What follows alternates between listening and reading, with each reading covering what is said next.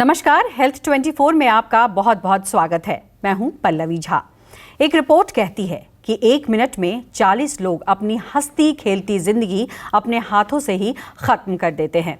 और पिछले दिनों भारत में कोटा से लेकर दिल्ली तक छात्रों के सुसाइड की जो खबरें आईं, उसने पूरे समाज को हिलाकर रख दिया है। माता पिता के होश उड़े हुए हैं। सवाल उठ रहे हैं कि आखिर छात्र सुसाइड जैसे घातक कदम क्यों उठा रहे हैं? आखिर छात्रों के मन में आत्महत्या का विचार कैसे आ रहा है? क्या माता पिता की उम्मीदों का बोझ और समाज के ताने इसके लिए जिम्मेदार हैं, या फिर अच्छे नंबर लाने के प्रेशर में छात्र ऐसा कदम उठा रहे हैं और अपनी हंसती खेलती जिंदगी को खत्म कर रहे हैं?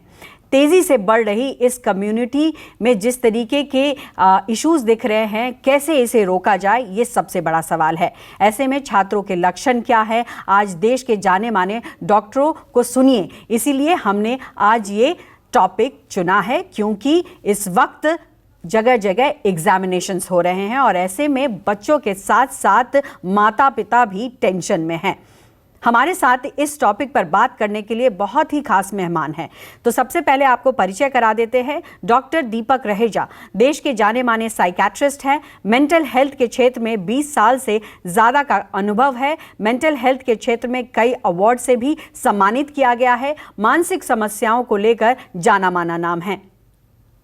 डॉक्टर अरुणा ब्रूटा देश विदेश में प्रख्यात साइकोलॉजिस्ट हैं। 40 साल से मेंटल हेल्थ पर काम कर रही हैं। बच्चों और महिलाओं से जुड़ी मानसिक समस्याओं पर काम किया है। कई अवार्ड से इन्हें भी सम्मानित किया गया है। Doctor Kamalika Banerjee the light mission की सह संस्थापक है। यूथ की ये जो चुनौती है उसको देखती हैं और उनको ट्रेनिंग करती हैं। आईआईटी दिल्ली से उन्होंने पीएचडी की डिग्री हासिल की हुई है। तो ये तमाम जो लोग हैं हमारे साथ जुड़े हुए हैं। आज बहुत महत्वपूर्ण दिन है और इसलिए महत्वपूर्ण दिन है तमाम माता पिताओं के लिए और स्टूडेंट्स के लिए, क्योंकि जिस तेज़ी से ये सुसाइड अटेम्प्ट बढ़ रहे हैं, ये समझना बहुत ज़रूरी है कि अगर हमारे भविष्य में इस तरीके की परेशानी दिख रही है तो आज हमने सही कदम नहीं उठाया, चाहे वो समाज के लेवल पे हो, चाहे वो माता पिता हो, अगर वो सही समय पर कदम नहीं उठाते हैं तो भविष्य खतरे में पड़ सकता है। तो बहुत स्वागत है हमारे तमाम जो गेस्ट हैं उनका। और सबसे पहले मैं रुख करना चाहूंगी डॉक्टर अरुणा ब्रूटा का। बहुत स्वागत है मैम आपका। और जिस तरीके से हमने ये टॉपिक उठाया है, चूंकि मौका जिस तरीके का है कि एग्जामिनेशंस हर जगह हो रहे हैं, सभी पेरेंट्स अपने बच्चों में लगे हुए हैं। बच्चे तो प्रेशर में है ही हैं, पेरेंट्स भी प्रेशर में हैं। लेकिन जिस तरीके के आंकड़े हैं कि एनसीआरबी कहती है कि 2021 में 884 बच्चों ने सुसाइड किया जिनकी उम्र 18 से नीचे थी, जो कि टोटल सुसाइड का 1% है। ये 1% भी बहुत है ज़्यादा। ऐसे में सबसे बड़ी क्या समस्या आपको दिखाई पड़ती है और क्या जो ये समस्या है वो आने वाले समय के लिए कितनी बड़ी और परेशानी बन जाएगी? पल्लवी जी, थैंक यू, बहुत धन्यवाद आपका मुझे बुलाने के लिए। लेकिन आपने जो कहा उसको मैं थोड़ा चेंज कर दूं। पेरेंट्स अब परेशान है, बच्चे तो हैं ही। बच्चों को किसने परेशान किया? बच्चों की उम्र आज मत देखिए, बच्चों की उम्र देखिए जब वो नर्सरी क्लास में थे तो कई पेरेंट्स ऐसे थे जो जा के टीचर्स से बहस भी करते थे, झगड़ा भी करते थे कि हमारे बच्चे को सारी एक्टिविटीज में ओ क्यों नहीं मिला, आउटस्टैंडिंग। ये बच्चा सुनता है और वो सोचता है कि जब तक मैं आउटस्टैंडिंग नहीं बनूंगा मैं अपने पेरेंट्स की नजरों में अच्छा नहीं माना जाऊंगा। ये पहला रीजन है। तो कहानी नर्सरी क्लास से स्टार्ट होती है। उसके बाद आप आ जाइए तीसरी चौथी और फिर मैं जंप करके 10th एंड 12th में आऊंगी कि आपके नंबर 2 यहाँ कैसे कम हो गए, वहां कैसे कम हो गए, हमारी नाक कट गई, चाचू का बेटा अव्वल आ गया, आप अव्वल नहीं आए। तो वो सोचता है कि मैं तो बेकार हूँ, जीने की क्या जरूरत है, इतना पढ़ता हूँ, इतनी ट्यूशंस लेता हूँ, खेलने में भी पाबंदी होती है, इतने बजे आ जाना घर और पढ़ाई ठीक से करना, रिवाइज करना, एक नंबर की केयरलेस मिस्टेक नहीं होनी चाहिए। कहानी वहां से शुरू हुई नर्सरी से जा पहुंचती है 12th में। हमारी नाक मत कटवा देना। एक तो हिंदुस्तान में लोगों की नाक बड़ी जल्दी कट जाती है, और उसके बाद बच्चा महसूस करता है कि पता नहीं कितना बड़ा गुनाह कर दिया। उसकी वजह से insecurity in life, non confident personality and inferiority complex and top importance to competition. तो बच्चे को कंपेटिटिव पेरेंट्स ही बनाते हैं। मैं कहती हूँ कि आप उसे अच्छा करवाइए, लेकिन ये धमकी मत दीजिए कि तू अच्छा बच्चा नहीं है, ये धमकी मत दीजिए हमारी नाक कट जाएगी। तेरे पापा कैसे कमा के लाते हैं और ट्यूशनों में लगाते हैं और कोचिंग इंस्टीट्यूट्स में लगाते हैं कि वो बहुत बोझ तले आ जाता है।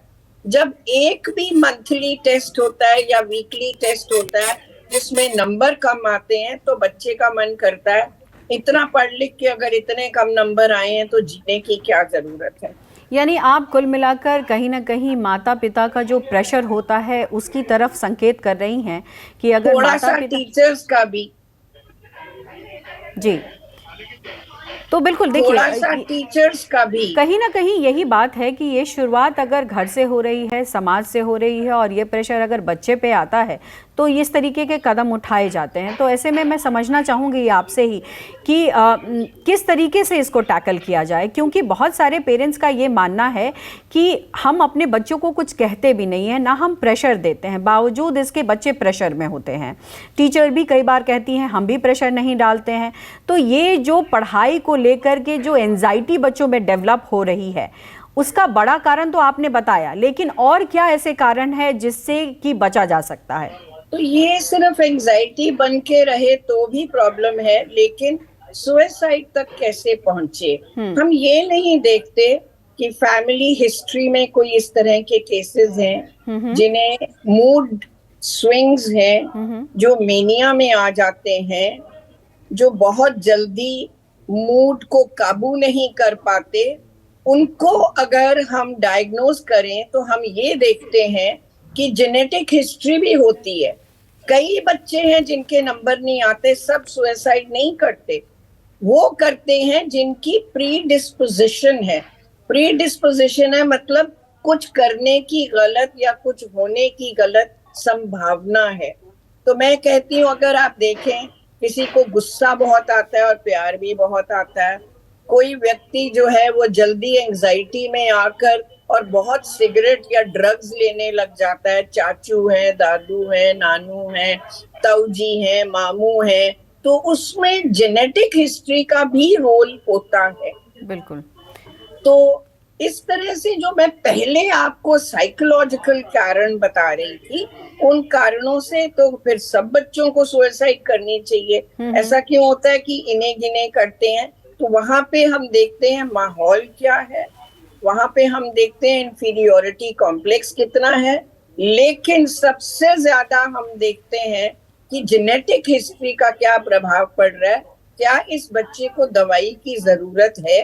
तो जैसे ही मैं दवाई का भी नाम लेती हूँ या मनोचिकित्सक के पास जाओ उसका भी नाम लेती हूँ, तो लोग कहते हैं पागल थोड़े ही है, ये तो पंडित को दिखा देंगे, थोड़ा झाड़ा करवा देंगे तो सब ठीक हो जाएगा। बिल्कुल। 4 बार प्यार कर सोशल देंगे स्टिग्मा तो भी एक बहुत ठीक हो बड़ी जाएगा। प्रॉब्लम है, बहुत बड़ी समस्या भी है, और शायद इस वजह से ये डिटेक्ट कर पाना भी कई बार इसलिए मुश्किल हो जाता है।